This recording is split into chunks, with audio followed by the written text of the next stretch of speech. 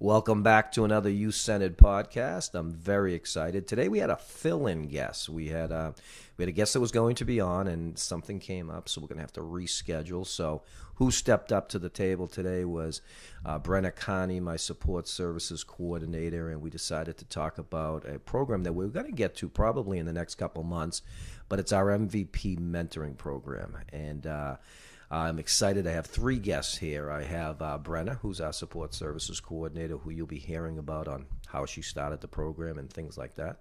We have Junior from the North Andover High School, Will Servino, who is one of our mentors.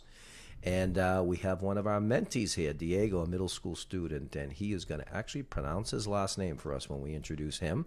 But all three of these that come in and give you a different perspective on the MVP program. So thank you, all three of you, for coming on this week's podcast. Yeah, thanks for having me. All right, Brenna, why don't we do, we always like to try to do an introduction for maybe even a few people in town that don't know these world-famous three people. But Brenna, who are you? I'm the support services coordinator here at the youth center. And yeah, I'm happy to be on the podcast today. And Will, who are you? I am a junior at North Andover High School. I'm on the lacrosse team right now. Also do indoor track in the winter. Really involved with the youth center. I love coming here. Love being with the kids. It's a lot of fun.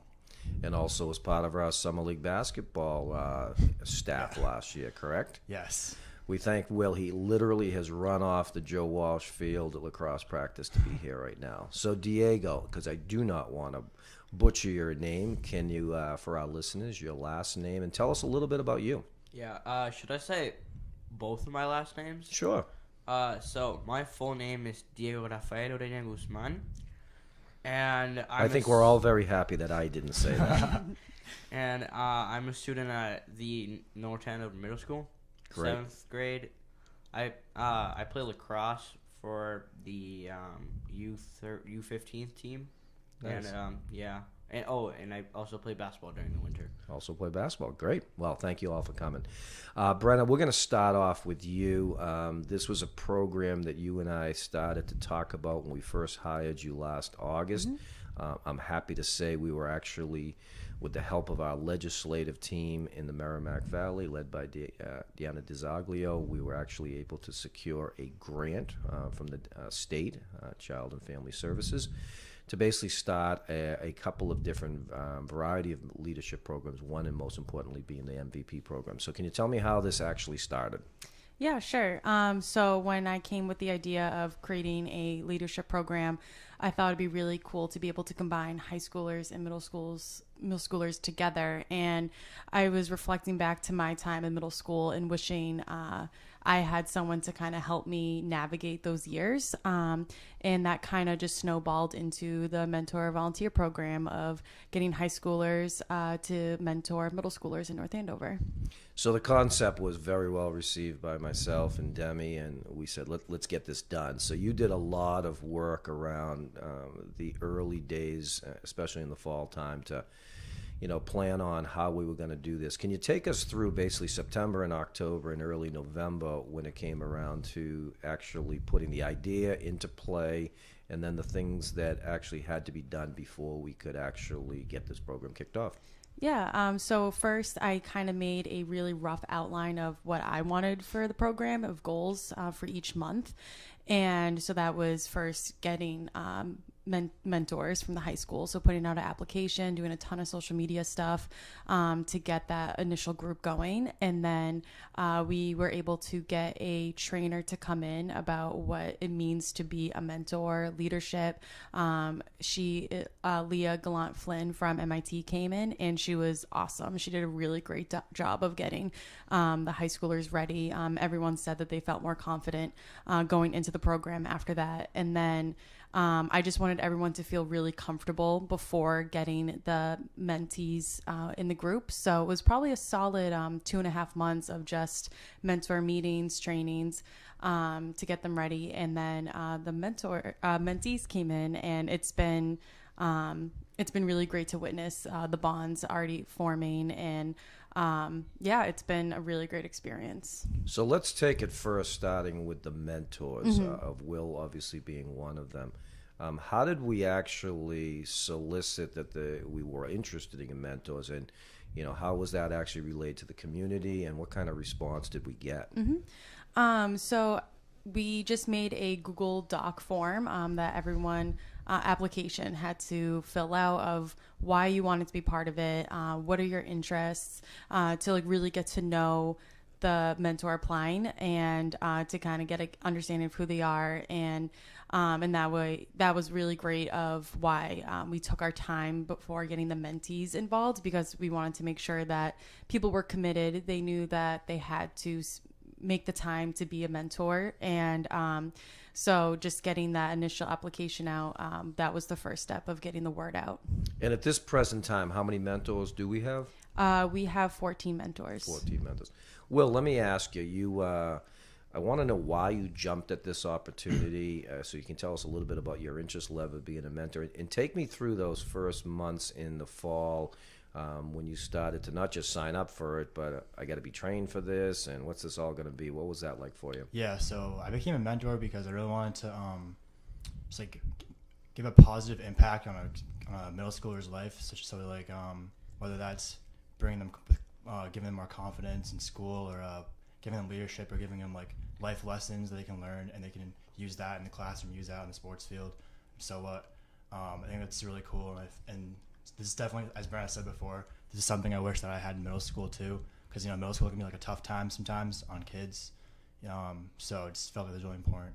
And definitely the first month was a little awkward, walking in, seeing a bunch of middle schoolers, like you don't really know like what they're up to, like what they're doing, and it's just ever since that first meeting, we've had a really good bond. My mentee Henry and I, we've gone a lot of places. We went like fishing, we went hiking a few times. We went to the Common, and just been a lot of fun.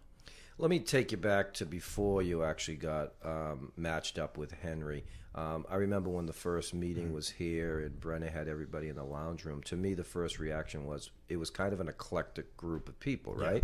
Yeah. It wasn't all one genre. It wasn't, obviously, it was both genders, kids of different interest level. When you were walking up there that first night, what did you think of that?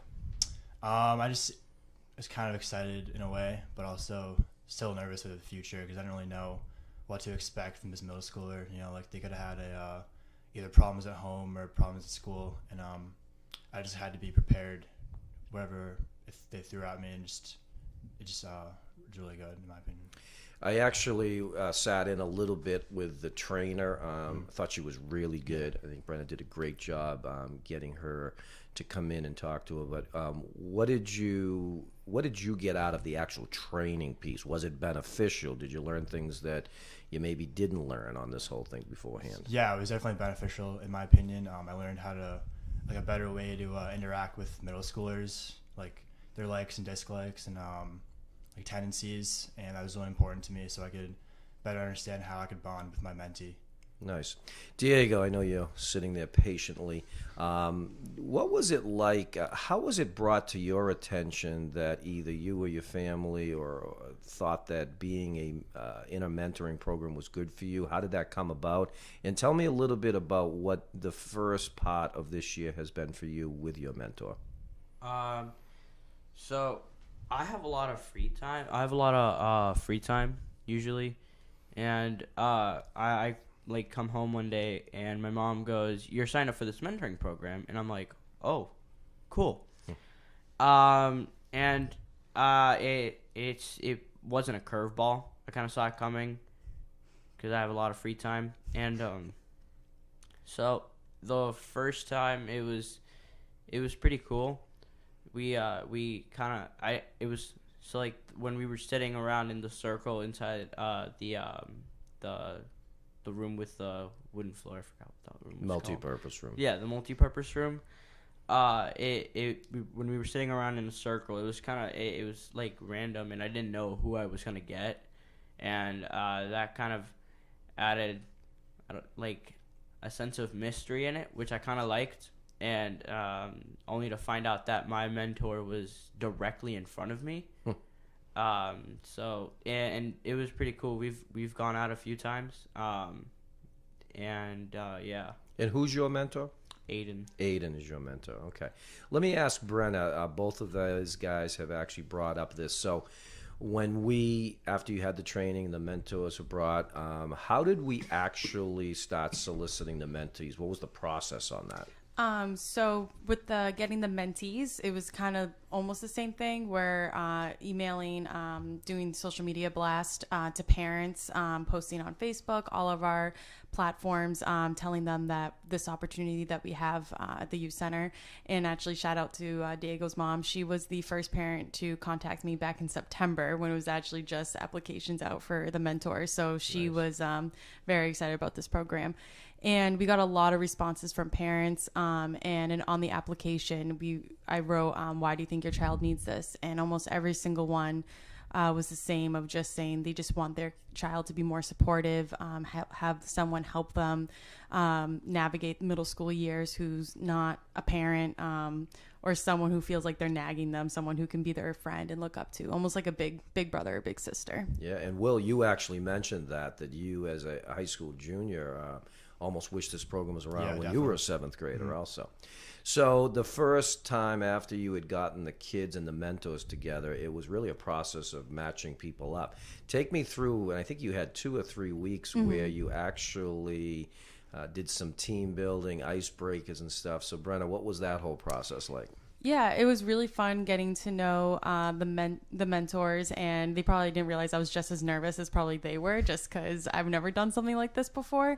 And once I got all the applications in, I looked to see who had similar interests, and I knew the mentors a little bit better than the mentees since I was with them for a few months beforehand. And I just tried my best of thinking, well, they have similar interests. Hopefully that can be their initial bond. And then hopefully that can stem off into either deepening their bond together. And so far I knock on wood, but it's been really great matches. No one has come to me being like, oh, this wasn't a good match. Like, everyone just keeps telling me how much they really like their mentor or mentee. And that's a tribute to you on your basically matching expertise. And I remember the first night you had them both up there, and you basically took over the whole second floor. I'm in the multi-purpose room, I'm in the computer room, I'm in the lounge conference room, and everyone's getting to know that.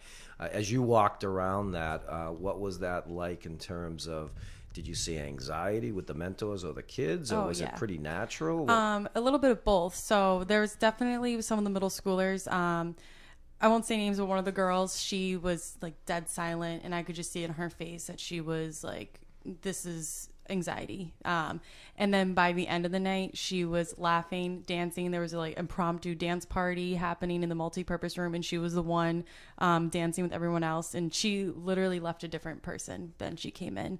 And even one of the first nights that we all met, I was just walking around overhearing some of the conversations, and it was like gasps of like, oh, you like that too, or what, I did that. And so it was just really fun to see kind of like the vision of MVP unravel before me, and have it be so positive, because that's obviously the goal of the program. That's terrific. We're going to get into some of the larger group activities we're doing, but I want to talk more about the one-on-one. Let me start with you, Diego. You mentioned that Aiden is your mentor. Tell me some things, maybe a couple of things you've done in your first few meetings where it's just been you and him. What have you done?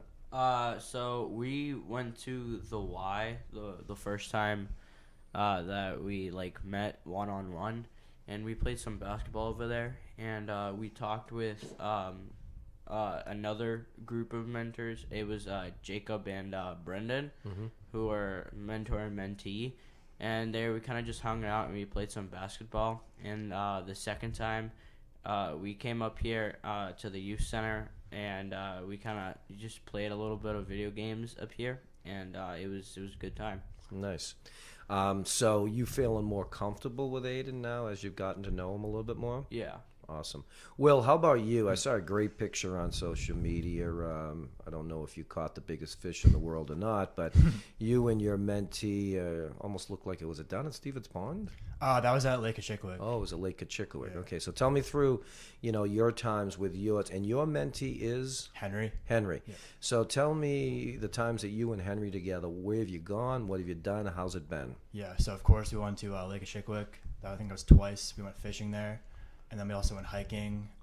We've been to the youth center a couple of times, played some baseball out at the field, played some frisbee at the common. and then got some Cows Rock ice cream. So it's been a lot of fun. It's been a great experience for me and him. How has he adjusted to you and you to him?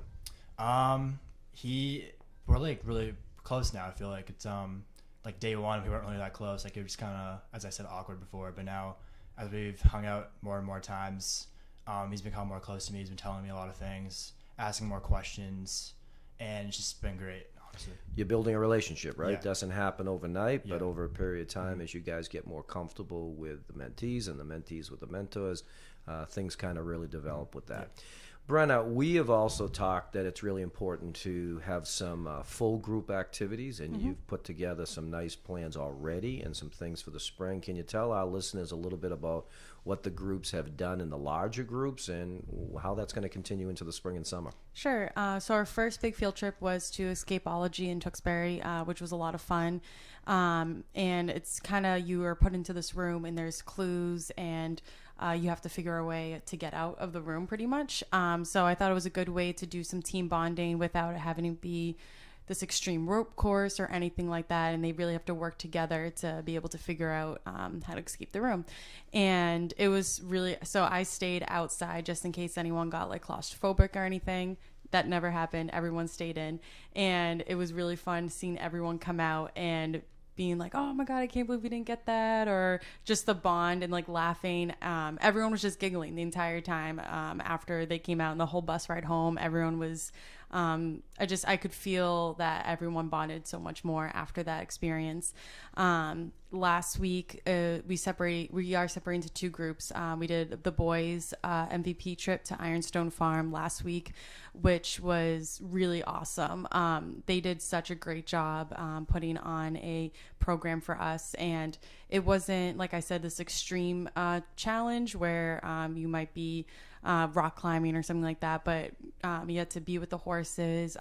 One of the boys who has pretty bad anxiety, but he was one of the first boys to go and clean the hoof, and the horse was at least like a foot taller than him, and he was like, yep, I'll do it. First one raised his hand, and I was just blown away.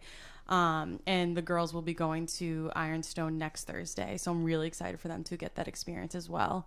And for the future, I want to do something in the spring where it's more of celebrating, get ice cream, JGs, do a whole day like that, and then get back into doing more coming out of our comfort zones a little bit, team building, and all that stuff. And Diego, have you liked that it's a mix at times with the one-on-one and then with the group? Yeah, it's like sometimes, like with a one-on-one, yeah, it's fun, but sometimes you want like other people to play with too, Sure, or hang out with, and the multiples it's definitely pretty fun. So, Diego, let me ask you something. You seem like you were okay when your mother signed you up. The way you said it, it sounded like you didn't really have a choice. Mom signed you up, and you seem to roll with that with pretty good. Now that you've been at it the last couple of months, tell me what your feeling is. Do you like being part of the program? Yeah, it's pretty fun. It like kind of gets your mind off of like things like, oh no, I have a test pretty soon, but then like you kind of hang out with them. It gets you off like it. I don't know how to say this. It takes you off the thing that you're like worried about, and it kind of gives you a little break from it, right? Nice. Will, I'm going to ask you the loaded question. What have you learned about yourself by being a mentor? I've learned that I think just for me or anyone has a capacity to be a leader, especially like instilling confidence in other people, life lessons, teaching life lessons, and it's just really important to me, and that's what I've learned. And you're going to be with us for another year, or you're only a junior at the high school, so your match with Henry will continue all for another year. What would you like to see that match? What are some ideas that you have over the course of maybe the next year? Maybe going to like his like sports games. Like he's a really good athlete. He plays hockey and baseball, and he's also doing being on the track team, the youth track team this spring. And I definitely want to catch some of those events or games in the future. And then for next year, just keep being a mentor for him and just always being there, giving him positive reinforcement and just having a lot of fun. in general. Nice. I know from all of the kids who have worked for me for years, the summer employees, that showing up at one of the young kids' games is just so huge. Yeah. So I applaud you for that. I think that's great. And in terms of you, Diego, what have you kind of maybe learned about yourself a little bit in the first couple of months of this program? That I definitely want to do this when I am a sophomore, and cause So you'd like to eventually become a mentor? yeah, Okay. and it's like fun, and I totally recommend it to other people. Nice. Okay, Brenna, let me ask you something. What's the future of this program? As we do everything at the youth center, we always start out small with a program, but we're not looking for what we call one-timers. We're looking for this program to grow and to continue, maybe even after you're gone. What is some of your aspirations? Have you seen this evolve the last 6 months? Where does MVP go in the future? I would love to see more high schoolers get involved, more mentors, because everyone, it doesn't matter what you're going through. I think everyone can benefit from having someone to lean on, have some root for you. So I just would love to see it grow to maybe even 50 mentors and 50 mentees. Sure. That I know is a big number, but I think that North Andover is a big town, so there's a lot of kids, and everyone could benefit from it. I don't really see the harm in this program, so I think that's what's really great. And our state grant will expire on July 1, but I've told you I've made a commitment to find other funding sources, whether it's through our operating budget or we have a grant request out right now to continue this program and grow the program. Obviously, we started off with, I think you said 14 matches so far, and I think getting to 50 is appropriate. Obviously, we'll have you and other people that'll help drive this program and obviously make sure that it's being run the right way. And let me talk to you a little bit about that. As the coordinator of the program, how do you keep track of the matches, the relationships, things they do? Obviously, we've talked about a check-in situation with that. How's that go? It's probably the hardest part of the program, just because this isn't the only thing that the middle schoolers and high schoolers do. Everyone, as you already heard, is involved in sports. They're involved in the town. So it's just making sure that it's just a lot of check-ins. So a lot of texts, a lot of emails. Sometimes I feel like I am somewhat annoying, but I'd rather be on top of everyone than not. And yeah, so like I said, it's just almost constant communication. And I said in the beginning how I'm always here. If there's ever an issue comes up or anything, just come and talk to me. I'm not scary. Right. And I feel like that really helped with setting the basis of the communication. Is people are pretty good about if there's something comes up in the week, just shoot me an email. Will is like probably one of the best ones at that. And yeah, so that's pretty much just constant email and text. So in 2 weeks, you're going to have a meeting, which I'm actually going to be coming to, and it's going to be with just the mentors. Yep. And I think we're going to do a little bit of evaluation of the first few months, probably kind of ram home a few things that need to be maybe tightened up a little bit to Sure. continue to grow the program. This is a pilot program, so we're learning on the fly on a lot of things. And then obviously we'll be talking about taking forward the program next year with additional trainings, with additional programs, and obviously hoping to grow the program there. Guys, nothing is obviously perfect, so I'll address this to either or both of you. Any things that, you would maybe change a little bit with the way the program is right now? Is there anything feedback that you'd give us on how to make the program even better? One thing I would change is definitely just having more opportunities, having more hours, I guess, of hanging out. I mean, I know it's only required, but it's definitely a good thing if we could do couple days a week. That'd be a great thing. Sure. I feel like it'd benefit both sides. Yeah, and like Brenna said, both the mentors and the mentees are very busy. Sometimes that's difficult, but Yeah.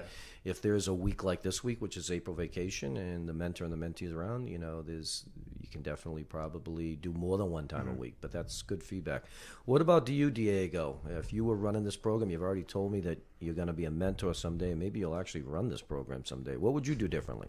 I would work out the schedules better, because me and my mentor haven't been able to go out very oftenly because of our schedules. He has soccer and I have lacrosse, and that overlaps, which doesn't let us get out much.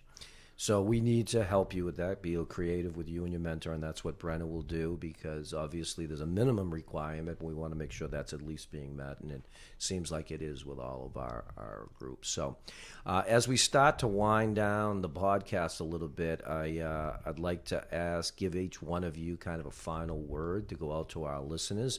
Brenna, we'll start with you from the coordinator standpoint, to whether it's future mentees, future mentors, or to our parents that want to know a little more about this program. What do you say? Well, definitely, if you ever have more questions about it, feel free to contact me. And that it's a great program. I know I'm biased, but like Will said, anyone can be a leader, anyone can be a mentor. And I think it really instills confidence in you. And so as a high schooler, I think it's a great opportunity to kind of take on that leadership role. And as a middle schooler, I think it gives them confidence of feeling like they have someone on their team. So definitely, if you want to know more, just email me or call me. So that's Brenna Carney at the Youth Center. Telephone number 978-682-9000, and email bcarney@nayouth.com, and she'll answer any question.